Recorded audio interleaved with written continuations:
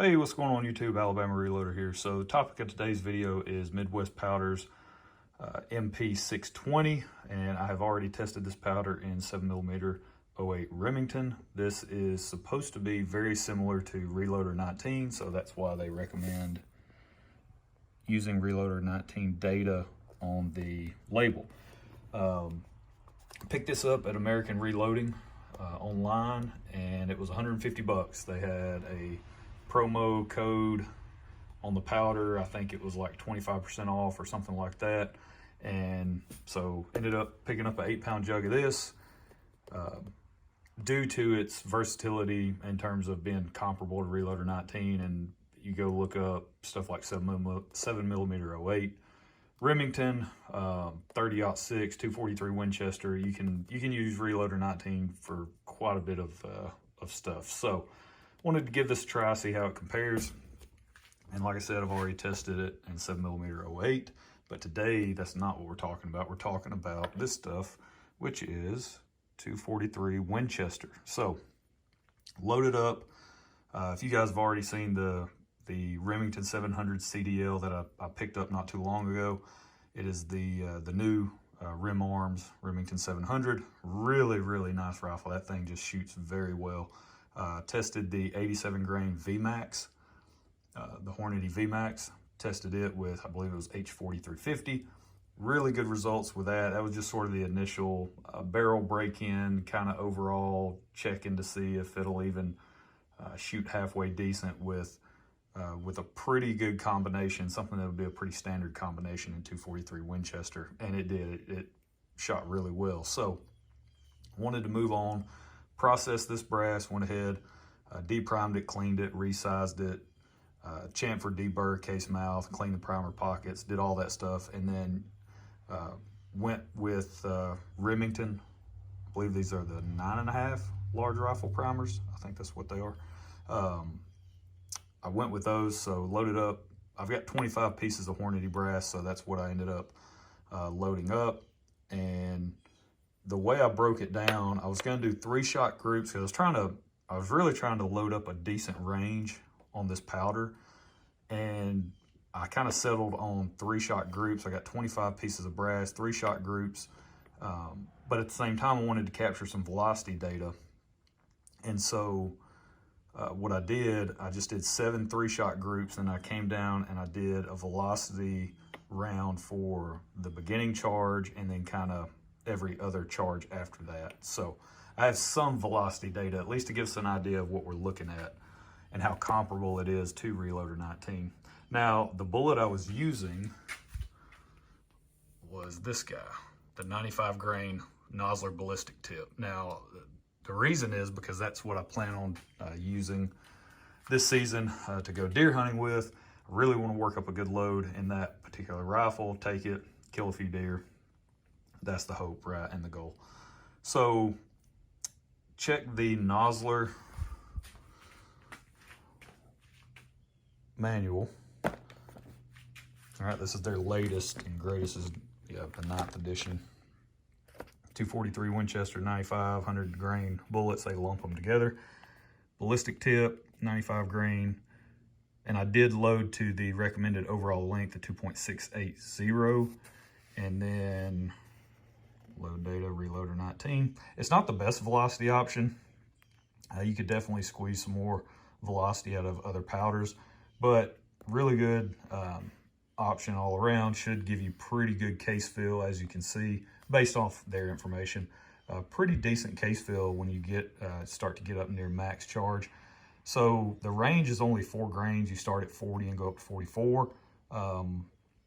With this MP-620 on the label, it does recommend that you start 10%. So you take whatever the minimum charge is, so 40 grains, and you start 10% below that. So it'd be 4 grains below that, you'd be starting at 36. Now that's what I did in 7mm 08. I did not do that here in 243 Winchester, simply because if you go back and watch those videos, the velocities were so low, it seems like it is more comparable to the actual Reloader 19 data. Like it's that reducing it 10%, at least in my previous test, that just made me start extremely low in terms of safe powder charges that could have been used, right? So I ended up, now, when I did that, what I should have done was just load up some velocity rounds to test it and see where I was at, and then come back later and load up rounds to go check accuracy.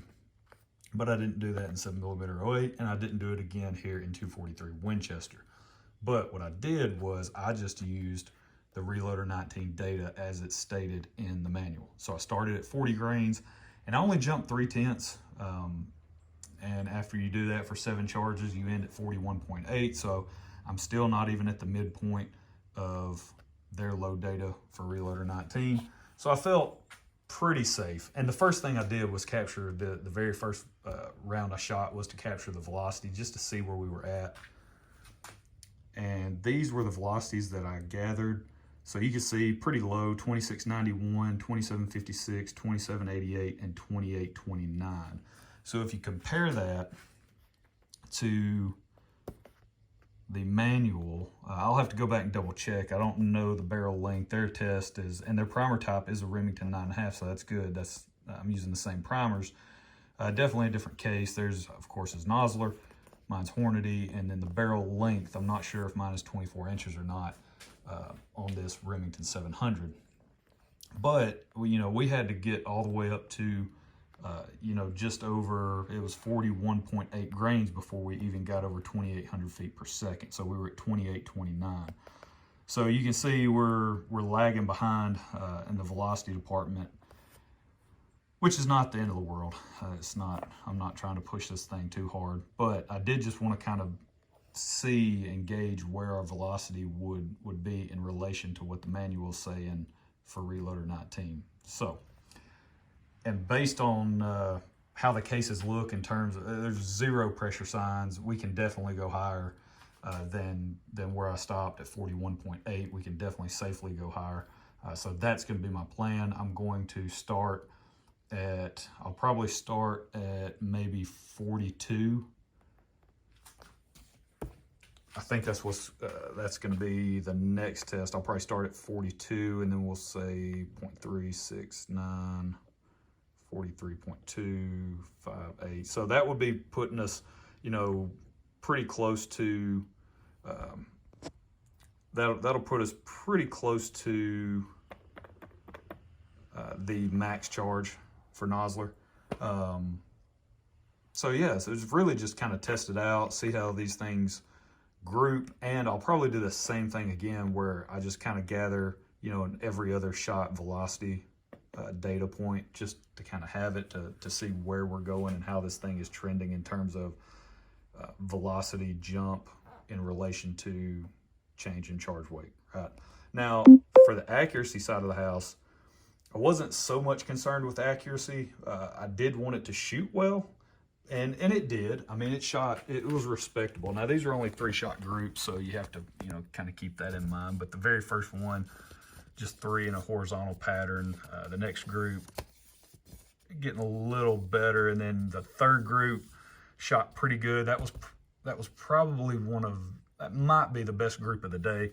That third one, I didn't measure any of these because I don't plan on going back and actually working on this load. Right, this is not something I'm going to pursue any further. I was just wanting to see how it would shoot. Then it opened up on this fourth group, and then 5th, 6th, 7th. So it kind of started to tighten back up on the 6th and 7th, which is good to see. And so I'm thinking, hopefully, higher we go in charge weight, better case fill, maybe squeeze out a little bit more velocity. I'm hoping we can get up around 3,000 feet per second. That would be really nice. That would be near what, where are we at? Right there. Yeah. What Nosler got, if we can get up over maybe 29, 25, 29.50, somewhere in that range, I think that's going to be a dynamite hunting load for whitetail deer here in Alabama. And, with that particular setup, it's got the Leupold, I think it's the VX3 HD, 2.5 to 8 by 36mm scope. Just that whole setup and that whole package is just, such a classic, take into the woods, stack up the deer, and go eat really good. So, yeah, but that's where I'm gonna leave it. I'm, not much to it on today's range trip. It's just everything went really well. I was really pleased. I got some velocity data.